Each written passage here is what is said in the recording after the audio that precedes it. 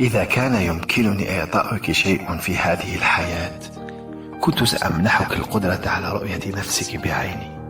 حينها فقط ستدركين كم أنت شخص استثنائي بالنسبة لي. يا من سرقت القلب مني خلسة، فبأي حق تستحل فؤادي؟ جسدي بواد قد تركته خاويا، يرضيك ذلك والفؤاد بوادي؟ لتفخرن بسلب قلبي غيلة، الفخر طوعا إن كسبت ودادي. جسدا وقلبا قد عشقتك من نياتي، وعليك في كل اللغات أنادي. روحي مع الاثنين خذها راضيا، لك ما تريد وأنت كل مرادي. أما والذي صاغ الجمال وأبدعه، وجمع في عينيك حسنا ووزعه، وسواك في أرقى مقام وحلة يخر لها بدر السماء ومن معه.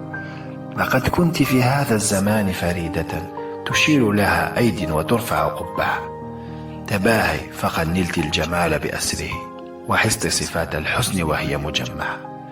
حري بمن يهواك أن يطلب العلا، وأن يحرز المجد الرفيع ويصنعه. ففي المطلب الغالي تهون مشقة، ويرخص إنفاق وتستنكره الدعة. وما المرء في دنياه إلا مغامر، سيخلد إن رام الطريق المروع.